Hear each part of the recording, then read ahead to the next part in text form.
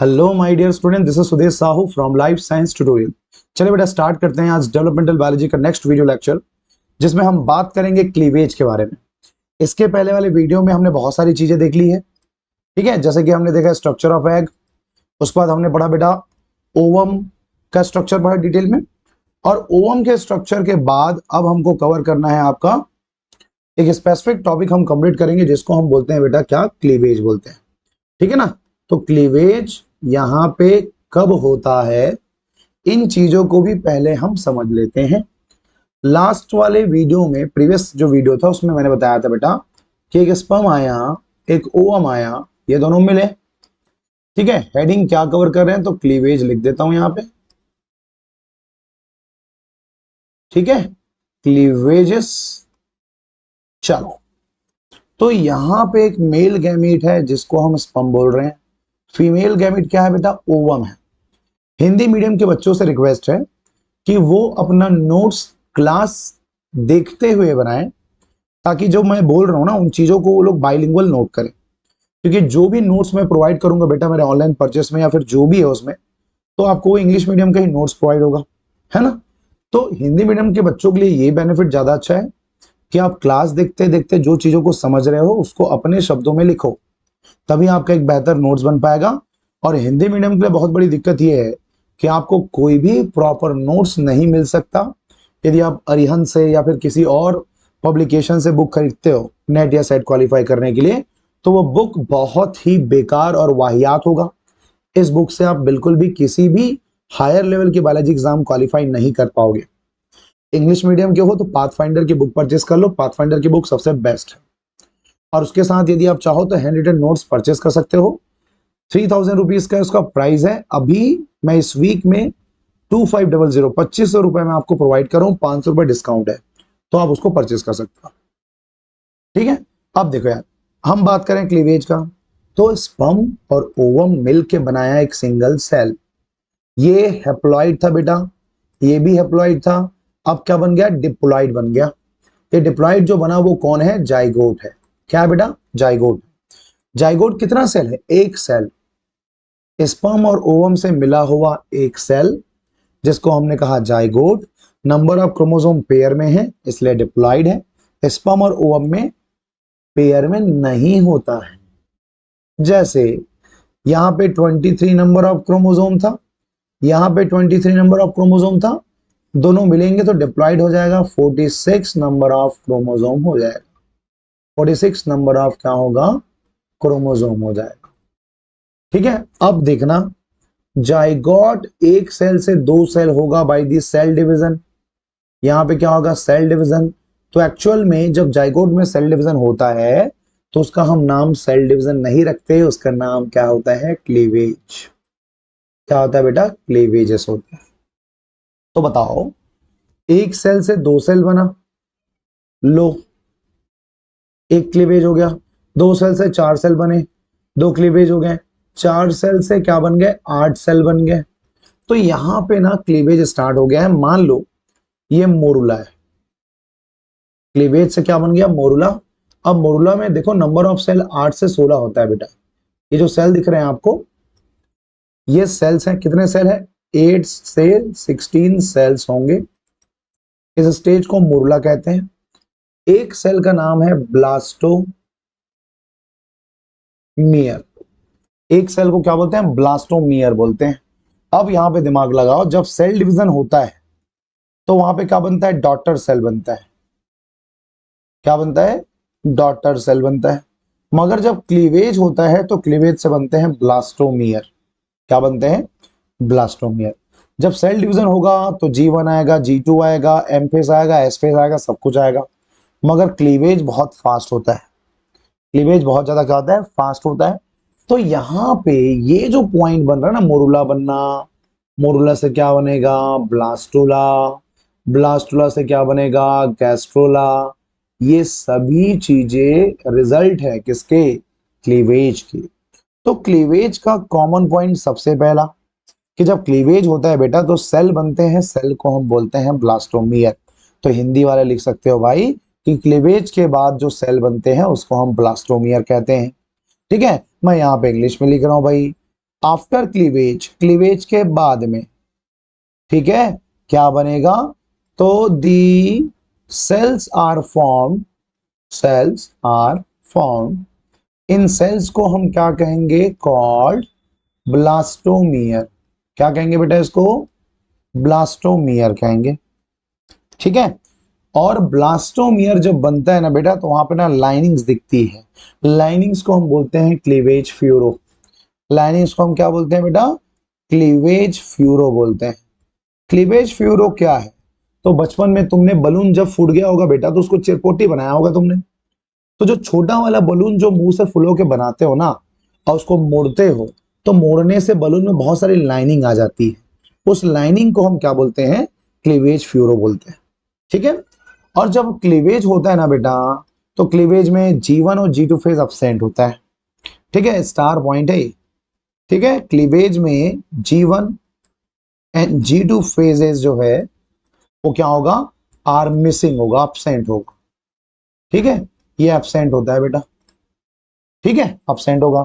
तो क्या होगा, सिर्फ दो फेज होंगे, क्या क्या बच गया, ओनली, एक तो M phase, only M phase and S phase, ये दो होंगे, only M phase and S phase क्या होंगे, यहाँ पे प्रेजेंट होंगे। ये क्लीवेज की बेसिक बात हो गई, ठीक है। अर्ली एम्ब्रियोनिक डेवलपमेंट में जो क्लीवेज होता है बेटा, बहुत ज्यादा फास्ट होता है, याद रखना, अर्ली एम्ब्रियोनिक डेवलपमेंट जो है वो बहुत ज्यादा फास्ट होगा, ठीक है। क्या बोल रहा हूं मैं, अर्ली एम्ब्रियोनिक डेवलपमेंट,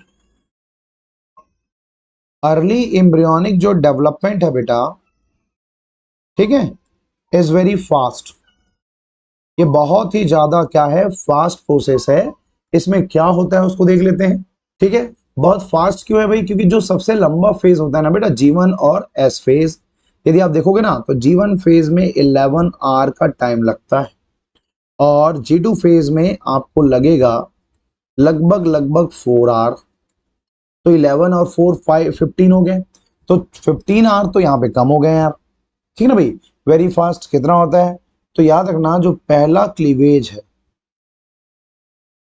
जो फर्स्ट क्लीवेज है, उसको लगते हैं बेटा ओनली 90 मिनट, मतलब पहला डिवीजन जो है 90 मिनट का होता है, और पहले के बाद बाकी रेस्ट ऑफ द क्लीवेज, चाहे वो सेकेंड हो, चाहे वो थर्ड हो, चाहे वो और आगे की बात हो, तो वो जो है वो 60 मिनट में क्या होता है, कंप्लीट होता है, और ज्यादा फास्ट, ठीक है। तो टाइम ड्यूरेशन आपको याद रहेगा, ये हो गई बात। अर्ली एम्ब्रियोनिक डेवलपमेंट में जो नंबर ऑफ सेल है बढ़ता है, देखना, तो मान लो ये एक जाइगोट है, ये कौन है, जाइगोट है। जाइगोट में कितने सेल है बेटा, एक सेल है, एक सेल में क्या हुआ, क्लीवेज हुआ।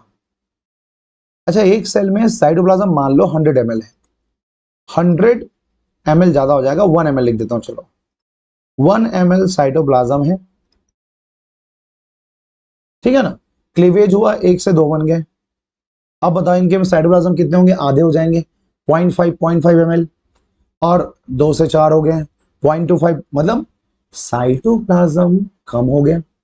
मगर न्यूक्लियस कितना था पहले, एक न्यूक्लियस था, और अभी क्या हो जाएगा, एक न्यूक्लियस यहाँ, एक न्यूक्लियस यहाँ, एक न्यूक्लियस यहाँ पे, एक न्यूक्लियस यहाँ पे, मतलब नंबर ऑफ सेल बढ़ेंगे, सेल के बढ़ने से साइज छोटी होती जाएगी, और साइज छोटे होने के कारण जो साइटोप्लाज्म रेशियो है वो कम होगा, और न्यूक्लियर रेशियो क्या होगा, बढ़ जाएगा।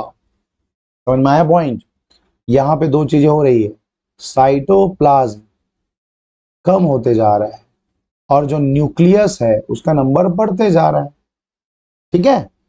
तो यहां पे एक पॉइंट बन सकता है कि ड्यूरिंग अर्ली एम्ब्रियोनिक डेवलपमेंट, ठीक है, ड्यूरिंग अर्ली एम्ब्रियोनिक डेवलपमेंट,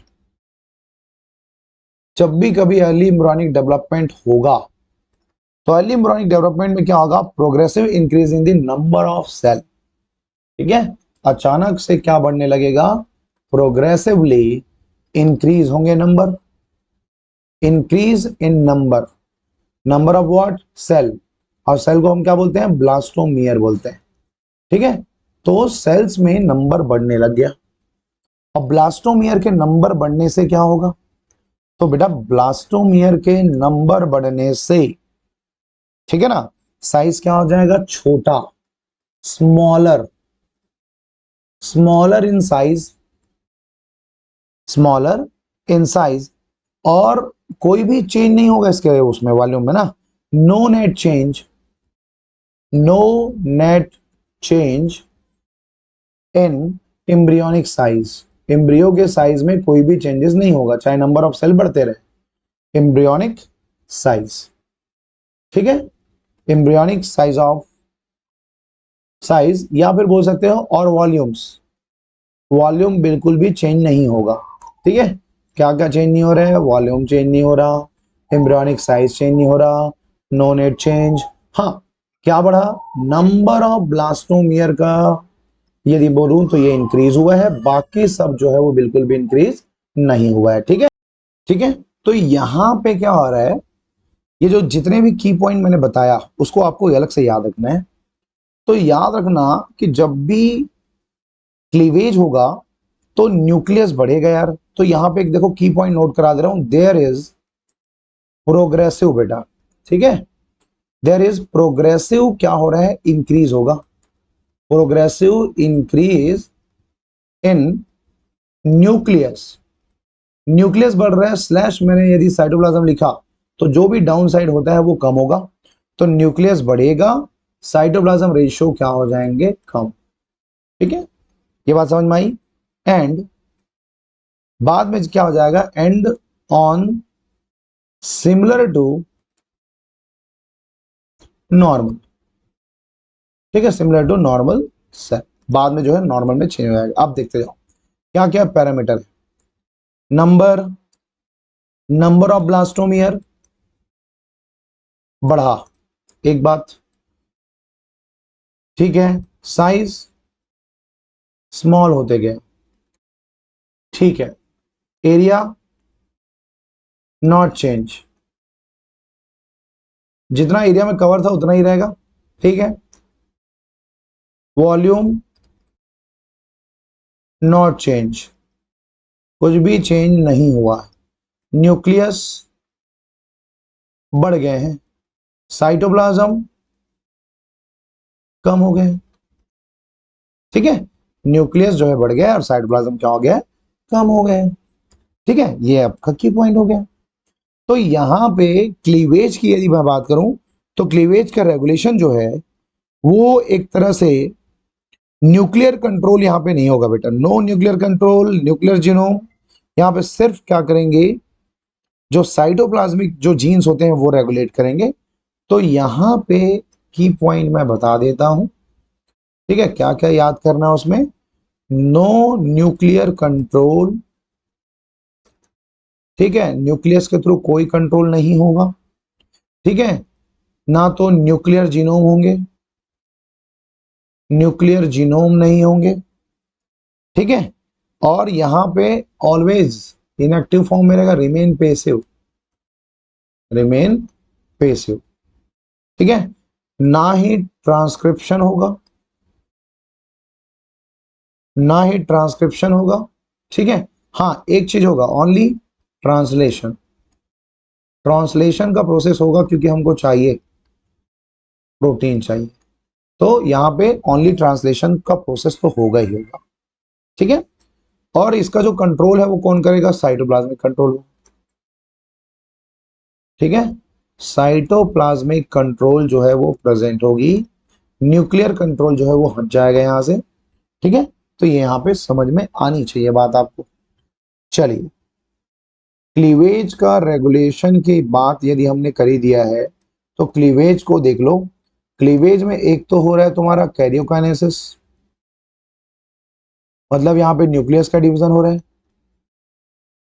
ठीक है, न्यूक्लियर डिवीजन एक बात हो गई, एक हो रहा है बेटा साइटोकाइनेसिस, क्या हो रहा है, साइटोकाइनेसिस, साइटोकाइनेसिस मतलब डिवीजन ऑफ साइटोप्लाज्म, यहां पे क्या हो रहा है, डिवीजन हो रहा है, किसका, साइटोप्लाज्म का, दोनों काम एकदम बराबर होना चाहिए, मगर याद रखना बेटा यहाँ पे रेगुलेशन की बात करूं तो कैरियोकाइनेसिस को रेगुलेट करता है तुम्हारा स्पिंडल, कौन रेगुलेट करता है, स्पिंडल फाइबर, सेल डिवीजन में बताया हूं तुम लोग को, स्पिंडल फाइबर दोनों क्रोमोसोम को पकड़ के खींचता है, दो पार्ट में डिवाइड होता है। तो भाई कैरियो मतलब न्यूक्लियस का डिवीजन कौन कर रहा है? स्पिंडल। और स्पिंडल फाइबर बना होता है किससे? माइक्रोट्यूब्यूल से। किससे बनता है? माइक्रोट्यूब्यूल से मिलकर के बनता है तुम्हारा स्पिंडल फाइबर। और ये माइक्रोट्यूब्यूल एक प्रोटीन से बनता है जिसका नाम है बता, ट्यूब्यूलिन। इसका नाम है ट्यूब्यूलिन। ठीक है ना, ये बात होगी। यदि मैं साइटोकाइनेसिस के लिए बोलूं तो वहां पे होता है कंट्रेक्टाइल रिंग। ठीक है, क्या होता है? कंट्रेक्टाइल रिंग होता है। ये कंट्रेक्टाइल रिंग जो है ये बना होता है किससे बेटा? एक्टिन फिलामेंट से। किससे बनेगा? एक्टिन फिलामेंट से मिलके बनता है। यदि मुझे साइटोकाइनेसिस रोकना हो या फिर कैरियोकाइनेसिस रोकना हो तो मैं ऐसे इनहिबिटर डालूंगा जो इन लोगों को रोकते हो, इन दोनों को रोकते हो, तो हमारा काम भी खत्म हो जाएगा। ये देखो, ट्यूब्यूलिन को रोकने वाला है नोकैडाजोल। नोकैडाजोल नोकैडाजोल इनहिबिटर है जो कि कैरियोकाइनेसिस को रोकता है। और एक्टिन फिलामेंट को यदि रोकना है, ठीक है ना भाई, एक्टिन फिलामेंट को रोकना है तो उसके लिए तुम्हारा काम आएगा यहां पे, हमको एक्टिन फिलामेंट को रोकना पड़ेगा। और एक्टिन फिलामेंट जो है वो कैसे रुकेगा? तो ये देखो, तो ये रुकता है साइटोकैलसिन बी से। साइटोकैलसिन बी, तो ये इसका इनहिबिटर हो गया। ठीक है ना, मगर याद रखना यहां पे इनहिबिटर की बात कर रहा हूं। यदि मुझे इनहिबिट करना है टू इनहिबिट कैरियोकाइनेसिस,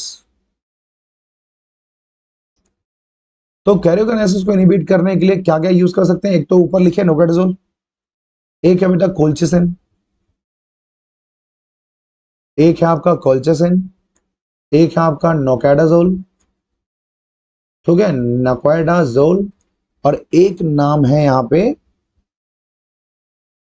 कॉल्सिमाइड। एक नाम क्या है? कॉल्सिमाइड। ठीक है, ये सब जो है वो क्या है? इनहिबिटर है, इनहिबिटर्स। यदि मुझे इनहिबिट करना है अब दूसरे को, इनहिबिट साइटोकाइनेसिस, तो साइटोकाइनेसिस को रोकने के लिए हमको ना एक्टिन फिलामेंट इनहिबिटर लाना पड़ेगा। एक्टिन फिलामेंट इनहिबिटर, ठीक है ना। और ये एक्टिन फिलामेंट इनहिबिटर जो है वो कौन है? तो यहां पे लिखा हूं साइटोकैलसिन बी है। कौन है? साइटोकैलसिन बी। तो ये इसको क्या करता है बेटा? इनहिबिट करने का काम करता है। ठीक, तो ये याद रहेगा ये। चलो ठीक, जब भी कभी साइटोकाइनेसिस होना है तो अर्ली एम्ब्रियोनिक स्टेज में साइटोकाइनेसिस को प्रमोट करने के लिए क्या चाहिए रहता है? मैचुरेशन प्रमोटिंग फैक्टर, या फिर इसको बोलेंगे माइटोसिस प्रमोटिंग फैक्टर बोलेंगे। ठीक है, तो during the early stage, early embryonic stage, ठीक है, अर्ली एम्ब्रियोनिक स्टेज में क्या करेंगे? Maturation promoting factor, maturation promoting जो फैक्टर है उसकी रिक्वायरमेंट होती है, रिक्वायर्ड। ठीक है, ये MPF क्या है? तो मैचुरेशन या फिर बोल दो माइटोसिस, माइटोसिस प्रमोटिंग फैक्टर। ठीक है, इसके डेवलपमेंट के लिए हमको इस फैक्टर की क्या रहेगी? नीड रहेगी हमको भाई। ठीक है, चलिए, तो यूजुअली क्या होगा? अर्ली एम्ब्रियोनिक डेवलपमेंट जो होता है वो सिंक्रोनाइज टाइप ऑफ डिवीजन होता है। ठीक है ना, समझना। यदि मैं बात करूं एम्ब्रियोनिक डेवलपमेंट का, ठीक है, तो एम्ब्रियोनिक डेवलपमेंट में एक ले लेते हैं अर्ली डेवलपमेंट, एक ले लेते हैं लेट डेवलपमेंट। ठीक है, अर्ली डेवलपमेंट में जितने भी टाइप ऑफ सेल डिवीजन होगा, टाइप ऑफ यदि मैं डिवीजन की बात करूं तो टाइप ऑफ डिवीजन कैसा होगा? सिंक्रोनस होगा बेटा। कैसा होगा? सिंक्रोनस होगा। ठीक है, और सिंक्रोनस टाइप ऑफ जो डिवीजन हो रहा है वो अर्ली एम्ब्रियोनिक स्टेज में। सिंक्रोनस का मतलब क्या होता है?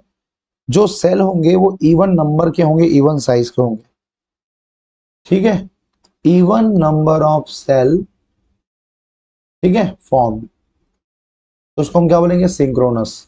मगर लेट एम्ब्रियोनिक स्टेज में ऐसा नहीं होता, डिवीजन जो है वो कैसा होगा, एसिंक्रोनस होगा, एसिंक्रोनस होगा।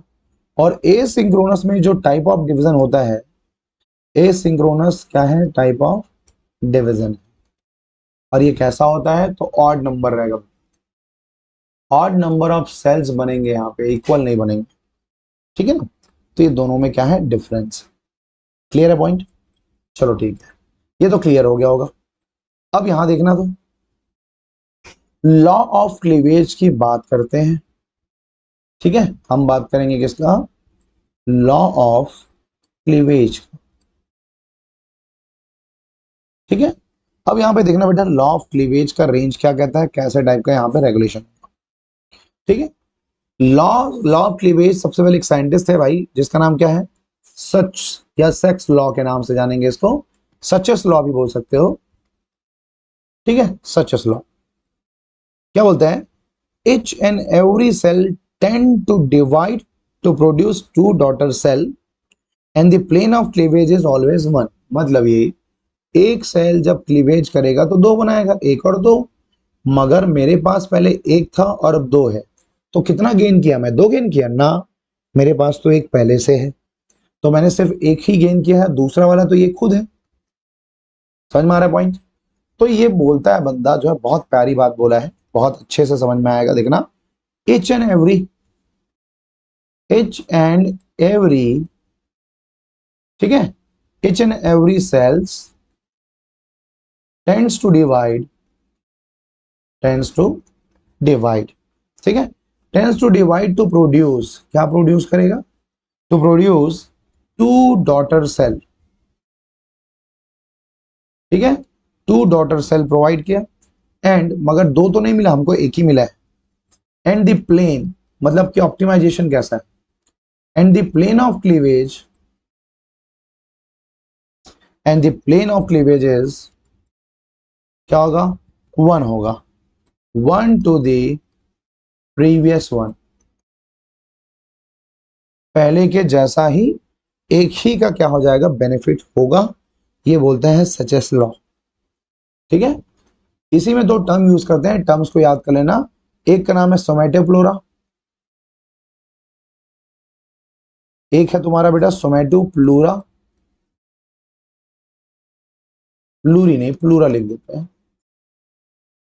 और सेकेंड नंबर में आता है स्प्लैंको, ठीक है, तो ये आ जाएगा तुम्हारा स्प्लैंकेनो प्लूरा। अब यदि हम बात करें सोमेटोप्लूरा का, तो सोमेटोप्लूरा जो है दो के कंपोजिशन से बनेगा, एक है एमनियन, एमनियन प्लस कोरियन, ठीक है, ये हमारा एम्ब्रियोनिक स्ट्रक्चर में एमनियन कोरियन जो है आउटर स्ट्रक्चर होती है, और इनर स्ट्रक्चर से ये बनेगा, कौन बच गया, योग सेक, कौन बच गया यहाँ पे, योग सेक, एक तो हो गया तुम्हारा योग सैक, प्लस एक बच गया तुम्हारा एलेंटोइस, ठीक है, एलेंटोइस।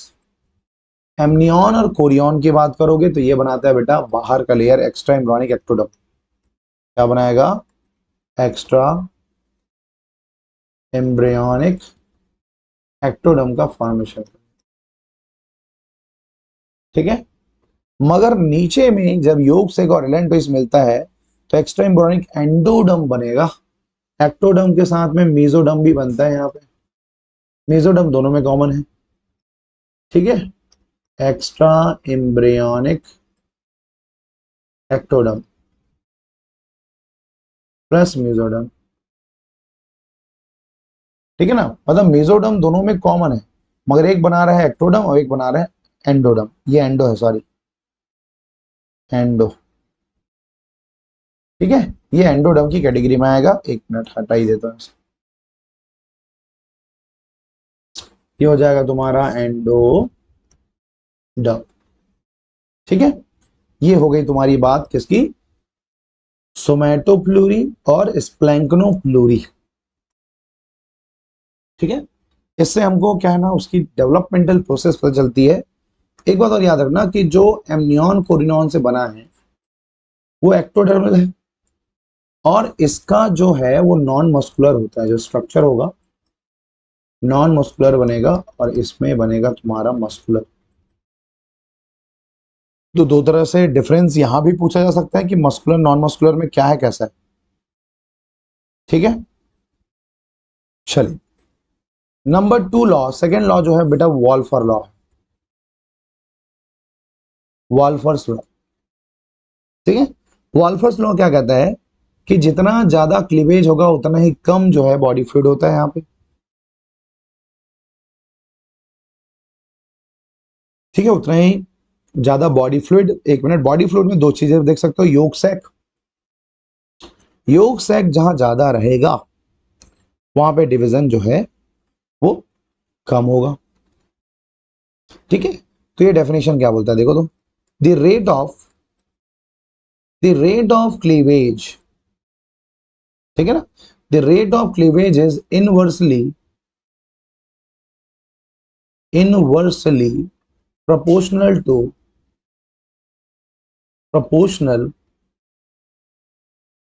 to concentration या amount, ठीक है, अमाउंट ऑफ योग जो कि कहां प्रेजेंट हो, present at particular region, particular region में ये प्रेजेंट होगा। ठीक है, इसका बोलने का मतलब क्या है, योग कंसंट्रेशन ज्यादा तो क्लीवेज क्या हो जाएगा, कम। उल्टा कर दो, योग कंसंट्रेशन कम, यहां पे क्या होगा, क्लीवेज ज्यादा। ये दोनों एक दूसरे के क्या होते हैं, अपोजिट होते हैं।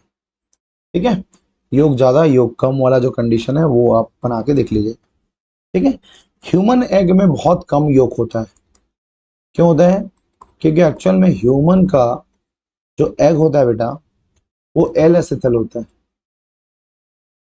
एल एसिथल होता है। ठीक है, बता देता हूं कैसा होता है, ये एल एसिथल होता है। एल एसिथल का मतलब या तो अब्सेंस ऑफ या तो लिटिल बिट अमाउंट ऑफ यहाँ पे प्रेजेंट होगा। ठीक है, चलिए, तो एल एसिथल को कभी कभी कहीं कहीं लिखा रहेगा माइक्रोल एसिथल या फिर माइक्रोल एसिथल। तो यहाँ पे देख लो, मान लो ये हमारा योग है, दो पार्ट में डिवाइड है, ऊपर वाला साइटोप्लाज्म है और दूसरा वाला योग है। तो योग में तो डिवीजन होता नहीं, दिक्कत ही नहीं है। डिवीजन कहाँ होगा, ऊपर में होगा। और ऊपर में भी कैसे होगा भाई, यहाँ पे डायग्राम तो बनाना पड़ेगा ऊपर का, इज्जत। ऊपर में ऐसा सर्कल फॉर्म में बनता है और ये डिवाइड हो चुके रहते हैं। कुछ पार्ट को यहाँ पे एक इंस्टीट्यूशन रेगुलेट कर ले, ठीक है, एक बीच में बना दो यार, और एक इसके आजू बाजू पैरेलल बना, ये ऐसे बना। अब यहाँ पे ट्रांसफर्स ऐसा रख सकते हैं आप, ये कंप्लीट होने के बाद आए। ठीक है, तो ये जो है वो आपका क्या कहलाएगा, आगे का लॉ कहलाएगा। जैसे मान लो ब्लास्टोमियर हो गया, ये ब्लास्टोमियर मतलब कि मुरला हो गया, तो मुरला जो है वो इस तरह से यहाँ पे क्या होगा, मेंटेन। ठीक है, तो इतना बातें सभी समझ गया बेटा, क्लियर है पॉइंट। ठीक है, अब इसी में हमको पढ़ना था टाइप्स ऑफ क्लीवेज, तो हो गया टाइप्स ऑफ क्लीवेज में होलोब्लास्टिक क्लीवेज पढ़ना पड़ेगा। ठीक है, एक तो होलोब्लास्टिक क्लीवेज है, एक मेरोब्लास्टिक क्लीवेज है, एक डिस्पाइरल क्लीवेज। ये तीनों तरह के क्लीवेज को हमको लाइन बाय लाइन क्या करना पड़ेगा, एक्सप्लेन करना पड़ेगा। ठीक है, तो इस जो क्लीवेज की जो टाइप है, वैरायटी है, उसको मैं आपको नेक्स्ट वीडियो में प्रमोट करूंगा, आपको प्रोवाइड करूंगा। अभी इस वीडियो में बस हमने एक लिमिटेड टॉपिक्स को कवर किया है, और सभी के सभी टॉपिक क्या है, बहुत ज़्यादा इंपॉर्टेंट है। ठीक है, एक तो क्लीवेज में बात हो गई, उसके बाद में दो टाइप सोमेटोप्लूरा और स्प्लेंकोप्लूरा, इसमें क्या डिफरेंस है वो बता देना। एम्ब्रियोनिक डेवलपमेंट में अर्ली और लेट, अर्ली में डिवीजन कैसा होता है, सेम होता है सिंक्रोनस, लेट में कैसा होता है, सिंक्रोनस। ठीक है, सच लॉ क्या कहता है, तो एक ही आउटपुट होता है सेल का, दो नहीं होता। कैरियोकाइनेसिस साइटोकाइनेसिस में कौन कौन से इनहिबिटर है उसको आप बता देना। ठीक है, और यहाँ पे जाइगोट जो है वो कैसे मिला, मिल करके सॉरी, जो एग है वो कैसे मिले और जाइगोट बने। जाइगोट बनने के बाद यहाँ पे दो कंडीशन हो जाएगी, एक सिग्नलिंग आने वाला, एक विदाउट सिग्नलिंग आने वाला। ठीक है, तो इसको भी मैंने आपको क्लियरली बता दिया है, तो सबको देख लेना और देखने के बाद कुछ डाउट होगा तो पूछ सकते हो आप। ठीक है बेटा, चले तो इतना अच्छी बात है यार कि ये चीजें जो है वो कवर हो जाएगी। ठीक है, तो चलो आज के लिए बस इतना ही बेटा, बाकी को अपन कल प्रोवाइड करने की कोशिश करते हैं। Take care.